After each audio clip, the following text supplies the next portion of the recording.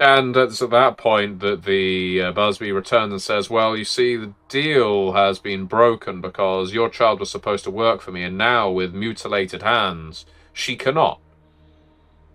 So, I am depriving you of your food, your water, your logs for your fire. And so another child was handed over.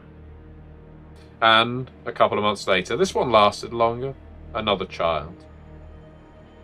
You see, while all of this is going on, Dr. Jekyll, he was desperately trying to find a way out of this situation. He styled himself an inventor, a scientist, a modernist, a man who could change his own fate, maybe even through some form of alchemy. And it was in so doing that when the Busby came to visit again and say, I'm afraid another one of your children has fallen into the mill. Oh no, you only have 2 left. Well, I suppose you'd better choose which. That Mr. Hyde first emerged. That Mr. Hyde emerged not as a ravenous beast, a wolf wanting to eat or rip apart this man, but as a Promethean flame. You see, Mr. Hyde had experimented deeply with alchemy and experimental science and had discovered that there was more to existence, more to being primal than being an animal.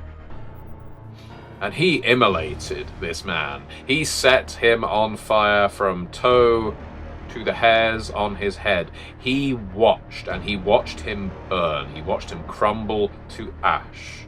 And then, his rage not sated, he set fire to the workhouse, and hundreds died within it. By the time Hyde had recovered himself, he came to a conclusion. This was what he wanted. This wasn't some outburst. This wasn't a lack of control.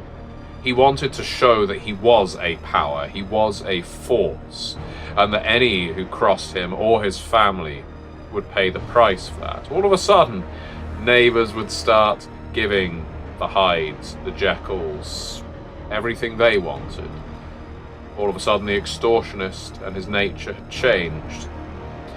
This is the origin of the Hydes, at least as is commonly told, and you can see some parallels to the Get of Lyca